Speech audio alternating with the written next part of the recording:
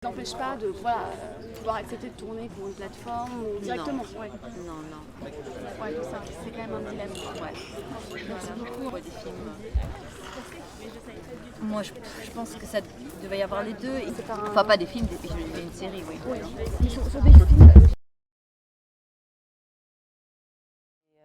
Des studios aux États-Unis sont radins. On n'a pas ça en France comme ça. Il y a un vrai problème, comment on paye les gens, les horaires de travail, c'est incroyable. Une journée normale là-bas, c'est entre 14 et 16 heures de travail par exemple. Oui, bien sûr. Moi j'aime beaucoup tourner ici. Je trouve que les gens sont amoureux du cinéma, ils aiment bien leurs acteurs aussi. Je trouve que c'est rare que vraiment c'était un pays qui félicite et qui célèbre ses propres acteurs et pas qui ne regarde pas seulement vers un cinéma américain qui prend toute la place, par exemple en Allemagne.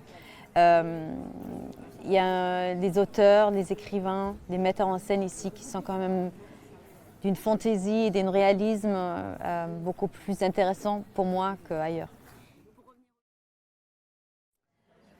Eh ben, j'étais hyper contente. Je cherchais un vrai beau rôle pour mon retour en France parce que en fait, j'ai eu ma fille, après il y a eu le Covid, donc ça faisait 4 ans que je n'avais pas pu tourner en France. Et quand Yann m'a appelé et il m'a donné le scénario, vraiment j'ai sauté de joie. Je trouvais que c'était un vrai rôle de femme, quoi. Dans sa vie, c'est quelqu'un, en tout cas, à qui je peux m'identifier. Et j'aime beaucoup les personnages qui sont au premier regard sous contrôle, mais qui ont les zones d'ombre qui sont très intéressantes et que tout peut basculer.